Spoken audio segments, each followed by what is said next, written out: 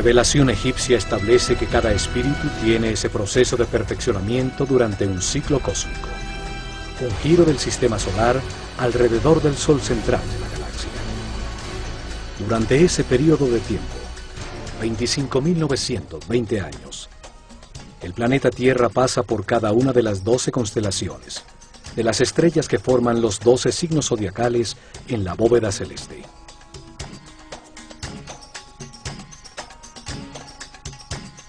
Esto sucede para que el espíritu reciba las distintas energías, las distintas fuerzas de las estrellas durante 12 eras de 2160 años, 12 ciclos que producen distintos procesos y estados.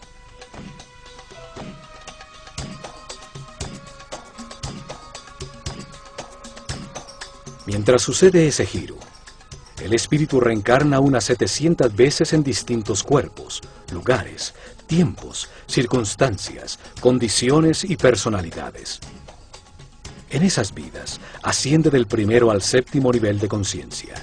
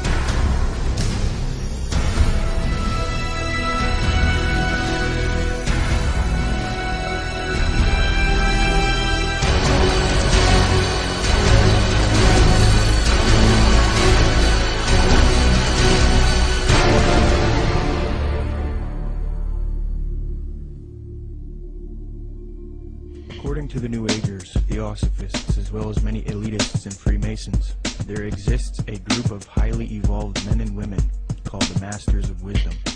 These powerful groups claim that Buddha, Krishna, Muhammad, and Jesus were all Masters of Wisdom, and that a being named Maitreya is the leader of these beings, who in turn is subject to the true leader, Sanat Kumara. New Age Theosophist Dane Rudhar concedes that the leader of the Masters, Sanat Kumara, is in fact Satan, according to the esotericists. Quote, Satan is an anagram for Sanat Kumara, who in the esoteric philosophy of India is the Promethean being who gave mankind the fire of self-conscious and independent individual selfhood, unquote. John Michael Greer in the New Encyclopedia of the Occult notes, quote, Satan has a possible echo in theosophic lore, where the Lord of the world, the spiritual ruler of the earth, and the head of the Great White Lodge is Sanat Kumara, a lord of the flame who descended to earth from Venus in a fiery chariot some 6 million years ago. Theosophy teaches that Satan or Lucifer is actually a divine being who saves humankind and brings him consciousness. Many modern influential New Agers who are deceived by Theosophy repeat the same theme. David Spangler admits that Lucifer is a being that New Agers honor, and the light of Lucifer is the light of God. So indeed the Luciferian doctrine is fused into the New Age movement due to theosophy. Along with this doctrine is the belief that because of Satan, man is now thinking he will evolve, conquer the world, conquer nature, and become a god.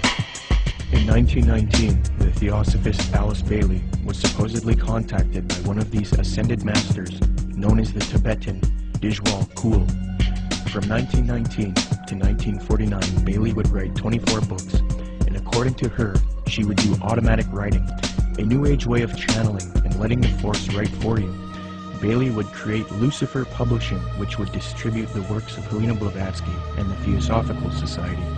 She would later change the name to Lucius Trust because Lucifer Publishing was too controversial. Lucius Trust evolved into a large New Age organization, and it is still active today. Lucius Trust is also directly associated with the United Nations.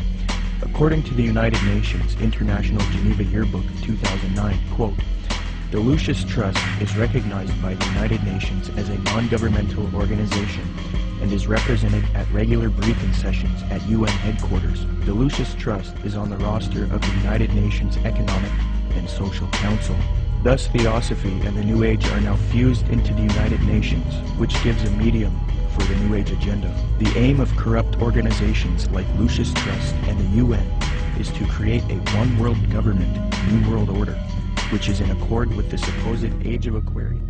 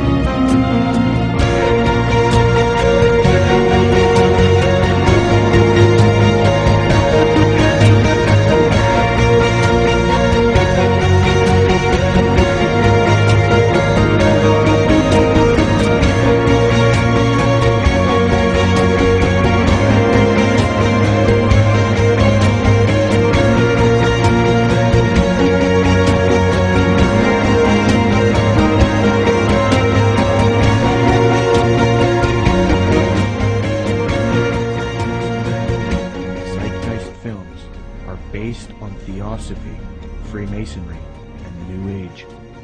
For those who are unfamiliar, in 2007, a man named Peter Joseph released a film called Zeitgeist. This film received millions of views on the internet and became very popular. Then in 2008, Zeitgeist Addendum, the sequel, came out. From there, Peter Joseph established the Zeitgeist movement. The first Zeitgeist film was divided into 3 sections. The second section was about 9/11 being an inside job. The third section was about the corruption of the Federal Reserve. I have no real issue with the last 2 sections. The first section of the film is what I have an issue with. Contained in this section is the modern belief system of the New Age movement, the Theosophical Society, and Freemasonry. It becomes quite clear that this film and movement, which has captivated so many truth seekers, is nothing more than the externalization of Theosophy, Freemasonry, and the New Age to the public. This is important because if it turns out that Zeitgeist is leading people into Theosophical and Freemasonic ideologies, it means that rather than standing against the New World Order One World Government agenda, like the anti-New World Order movement is supposed to be doing, truth seekers are actually associating themselves with ideologies and organizations that are connected to the New World Order. Zeitgeist appealed to Acharya S. for this theory. These claims can be found in her book, The Christ Conspiracy.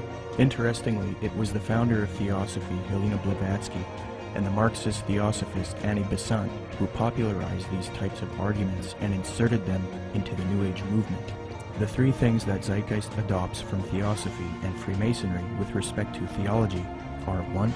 The belief that the story of Jesus was copied from other religions. 2. That Jesus is a representation of the Son. And 3. That Jesus ushered in the age of Pisces.